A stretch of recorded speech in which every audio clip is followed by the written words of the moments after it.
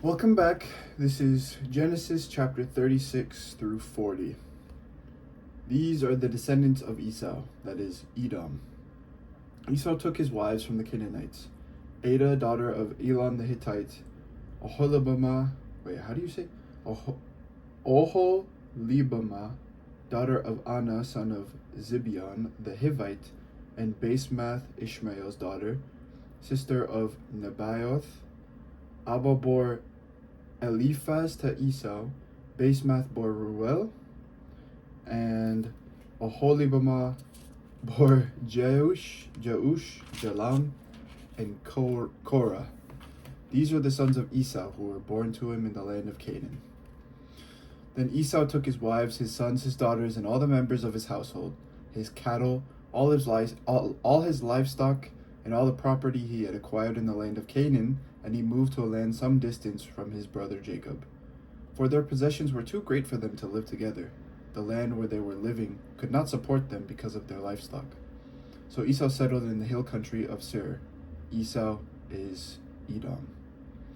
These are the descendants of Esau, ancestor of the Edomites, in the hill country of Seir. These are the names of Esau's sons: Eliphaz, son of Adah, the wife of Esau; Ruel, the son of Esau's wife, Basemath. The son of Eliphaz were Teman, Omar, Zepho, Gatam, and Kenaz. Timnah was a concubine of Eliphaz, Esau's son. She bore Amalek to Eliphaz. These were the sons of Adah, Esau's wife. These were the sons of Ruel: Nahath, Zerah, Shammah, and Mizah.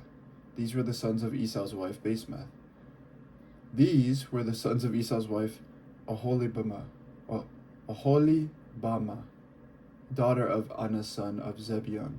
She bore to Esau Jeush, Jalam, and Korah. These are the clans of the sons of Esau, the sons of Eliphaz, the firstborn of Esau, the clans of Teman, Omar, Zepho, Kenaz, Korah, Gatam, and Amalek. These are the clans of Eliphaz in the land of Edom. They are the sons of Adah. These are the sons of Esau's son Ruel, the clans Nahath, Zerah, Shammah, and Mizah. These are the clans of Ruel in the land of Edom. These are the sons of Esau's wife, Basemath. These are the sons of Esau's wife, Oholibamah, the clans Jeush, Jalam, and Korah. These are the clans born of Esau's wife, Oholibamah, the daughter of Anah. These are the sons of Esau, that is, Edom, and these are their clans. These are the sons of Seir the Horite, the inhabitants of the land: Lotan, Shobal, Zibeon, Anah, Dishon, Ezer, and Dishan. These are the clans of the Horites, their sons of Seir in the land of Edom. The sons of Lotan were Hori and Heman, and Lotan's sister was Timnah. These are the sons of Shobal: Alvin, Manahath, Ebal, Sepho, and Onem. These are the sons of Zibeon: Aiah and Anah. He is the Anah who found the springs in the wilderness as he pastured the donkeys of his father Zibeon. These are the children of Anah: Dishan and Holibamah, daughter of Anah. These are the sons of Dishan: Hemdan, Eshban, Ithran, and Cheran. These are the sons of Ezer: Bilhan, Zaavan, and Akan. These are the sons of Dishan: Uz and Aran. These are the clans of the Horites, the clans Lotan, Shobal, Zibeon, Anah, Dishan, Ezer, and Dishan. These are the clans of the Horites, clan by clan, in the land of Seir. These are the kings who reigned in the land of Edom before any king reigned over the Israelites. Bela, son of Beor, reigned in Edom, the name of his city being Dinhabah. Bela died, and Jobab, son of Zerah of Bozrah, succeeded him as king. Jobab died, and Husham of the land of the Temanites succeeded him as king. Husham died, and Hadad, son of Bedad, who defeated Midian in the country of Moab, succeeded him as king, the name of his city being Avith. Hadad died, and Samlah of Masreka succeeded him as king. Where am I? Samlah died, and Shaul of Rehoboth on the Euphrates succeeded him as king. Shaul died, and Baal-Hanan, son of Akbor, succeeded him as king. Baal-Hanan, son of Akbor, died, and Hadar succeeded him as king, the name of his city being Pau. His wife's name was Mehetabel, the daughter of Matred, daughter of Mezahab. These are the names of the clans of Esau according to their families and their locations by their names.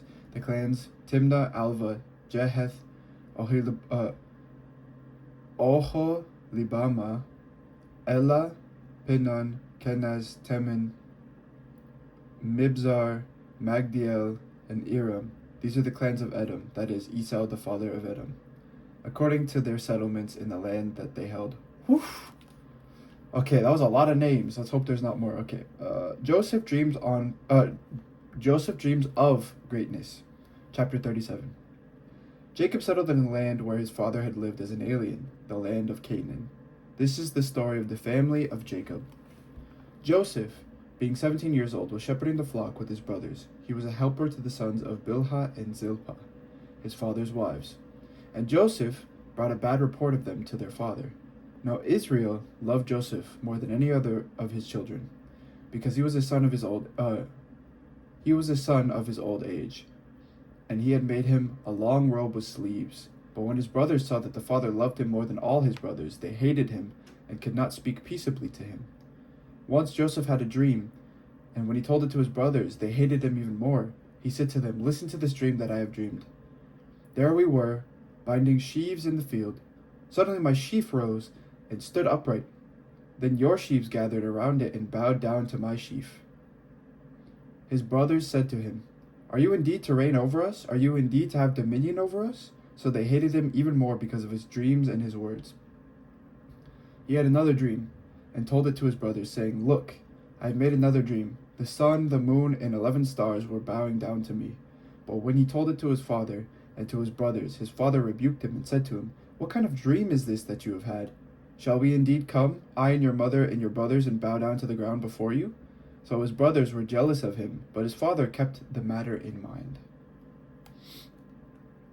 Now his brothers went to pasture their father's flock near Shechem. And Israel said to Joseph, "Are not your brothers pasturing the flock at Shechem? Come, I will send you to them." He answered, "Here I am." So he said to him, "Go now, see if it is well with your brothers and with the flock, and bring word back to me." So he sent him from the valley of Hebron. He came to Shechem, and a man found him wandering in the fields. The man asked him, "What are you seeking?" "I am seeking my brothers," he said. "Tell me, please, where they are pasturing the flock." The man said, "They have gone away, for I heard them say, 'Let us go to Dothan.'" So Joseph went after his brothers and found them at Dothan. They saw him from a distance, and before he came near to them, they conspired to kill him. They said to one another, "Here comes this dreamer. Come now, let us kill him and throw him into one of the pits. Then we shall say that a wild animal had devoured him, and we shall see what will become of his dreams." But when Reuben heard it, he delivered him out of their hands, saying, "Let us not take his life." Reuben said to them, "Shed no blood. Throw him into this pit here in the wilderness, but lay no hand on him, that he might rescue him out of their hand and restore him to his father." So when Joseph came to his brothers, they stripped him of his robe, the long robe with sleeves that he wore, and they took him and threw him into a pit. The pit was empty, and there was no water in it. Then they sat down to eat, and looking up, they saw a caravan of Ishmaelites coming from Gilead, with their camels carrying gum, balm, and resin on their way to carry it down to Egypt. Then Judah said to his brothers, "What profit is there if we kill our brother and conceal his blood? Come, let us sell him to the Ishmaelites, and not lay our hands on him, for he is our brother, our own flesh." And his brothers agreed. When some Midianite traders passed by, they drew Joseph up, lifting him out of the pit, and sold him to the Ishmaelites for 20 pieces of silver. And they took Joseph to Egypt. When Reuben returned to the pit and saw that Joseph was not in the pit, he tore his clothes. He returned to his brothers and said, "The boy is gone, and where can I turn?" Then they took Joseph's robe, slaughtered a goat, and dipped the robe in blood. They had the long robe with sleeves taken to their father, and they said, "This we have found. See now whether it is your son's robe or not."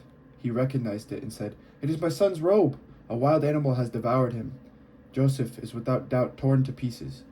Then Jacob tore his garments and put sackcloth on his loins and mourned for his son for many days. All his sons and all his daughters sought to comfort him, but he refused to be comforted and said, "No, I shall go down to Sheol to my son, mourning." Come on, come on. Thus his father bewailed him.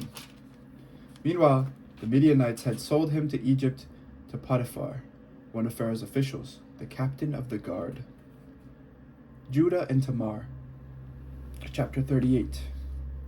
It happened at that time that Judah went down from his brothers and settled near a certain Adullamite whose name was Hira. There Judah saw the daughter of a certain Canaanite whose name was Shua. He married her and went into her. She conceived and bore a son, and he named him Again she conceived and bore a son, who was named Onan. Yet again she bore him a son, and she named him Shelah. She was in Chesib when she bore him. Judah took a wife for his firstborn. Her name was Tamar. But Judah's firstborn, was wicked in the sight of the Lord, and the Lord put him to death. Then Judah said to Onan, "Go into your brother's wife and perform the duty of a brother-in-law to her. Raise up offspring for your brother."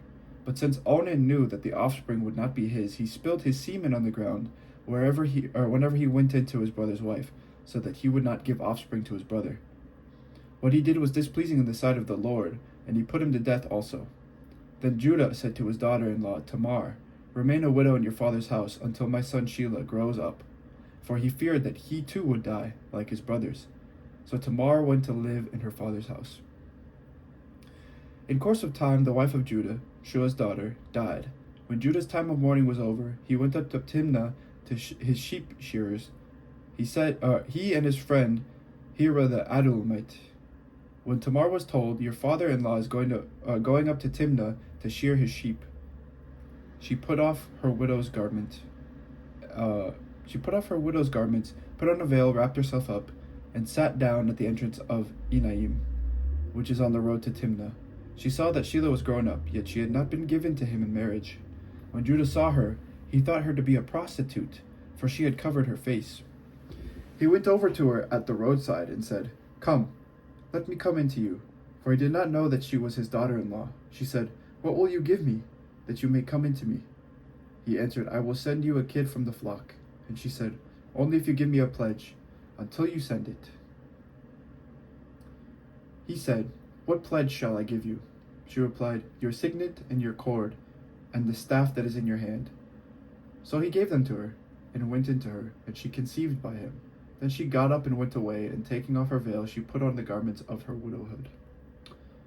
When Judah sent the kid by his friend the Adullamite to recover the pledge from the woman, he could not find her. He asked the townspeople, "Where is the temple prostitute who was at Enaim by the wayside?" But they said, "No prostitute has been here." So he returned to Judah and said, "I have not found her." Moreover, the townspeople said, "No prostitute has been here." Judah replied, "Let her keep the things as her own. Otherwise, we'll be laughed at, you see. I sent this kid, and you cannot find her."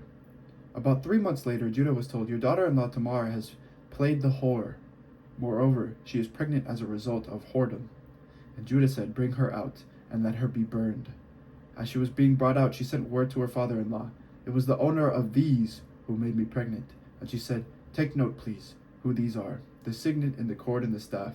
Then Judah acknowledged them and said, "She is more in the right than I, since I did not give her to my son Shelah." And he did not lie with her again. When the time of her delivery came, there were twins in her womb. While she was in labor, one put out a hand, and the midwife took and bound on his hand a crimson thread, saying, "This one came out first." But just then he drew back his hand, and out came his brother, and said, "What a breach you have made for yourself." Therefore he was named Perez. Afterwards his brother came out with the crimson thread on his hand, and he was named Zerah. Joseph and Potiphar's wife.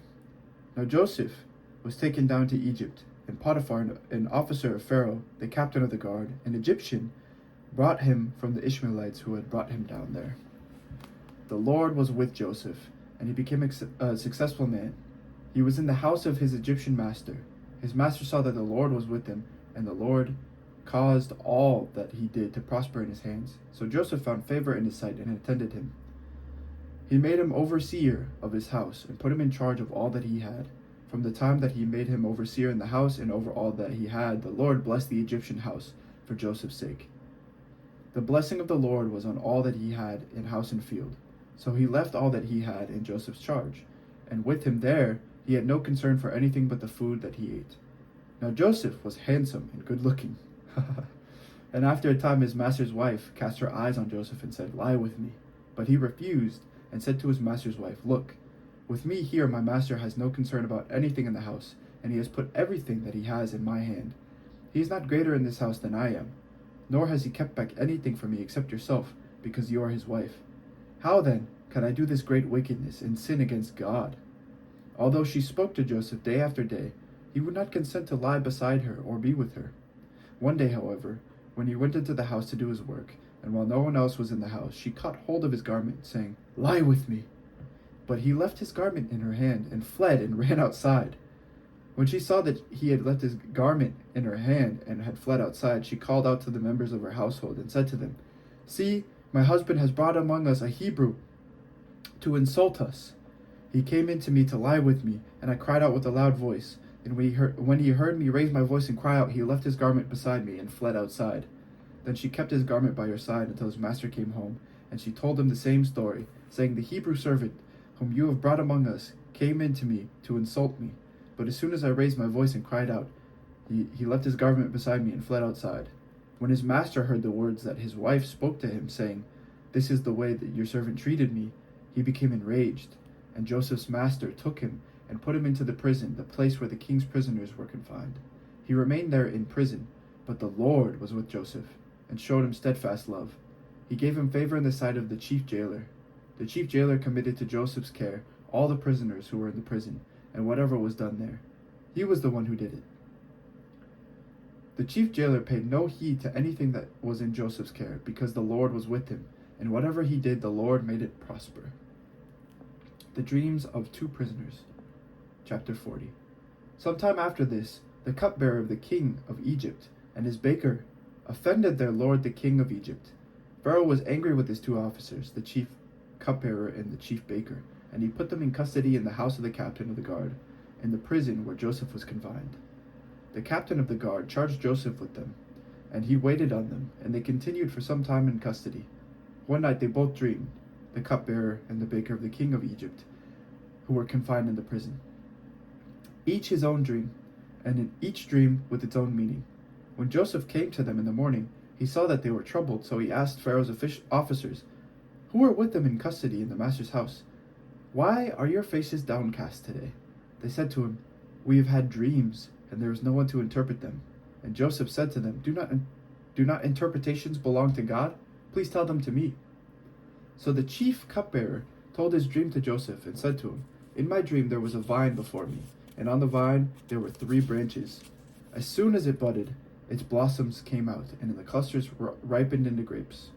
Pharaoh's cup was in my hand, and I took the grapes and pressed them into Pharaoh's cup, and placed the cup in Pharaoh's hand." Then Joseph said to him, "This is its interpretation.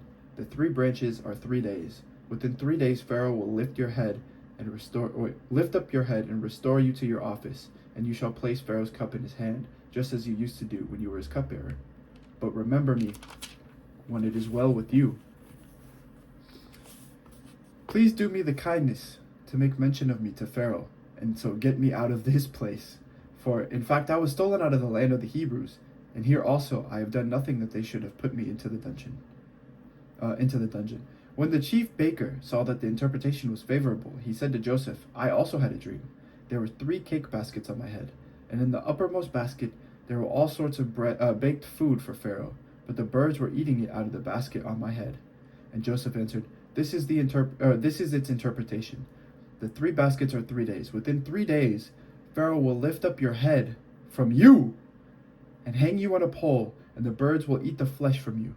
On the 3rd day, which was Pharaoh's birthday, he made a feast for all his servants and lifted up the head of the chief cupbearer and the head of the chief baker among his servants. He restored the chief cupbearer to his cupbearing, and he placed the cup in Pharaoh's hand. But the chief baker he hanged, just as Joseph had interpreted to them. Yet the chief cupbearer did not remember Joseph, but forgot him. Oh, poor Joseph. Okay. So, there we are. Now at chapter 41. So, 36 through 40 today. Wow. Getting to Joseph already, huh? This is the word of the Lord. Thanks be to God. And thank you to everyone who's listening today. All right. God bless. Take care.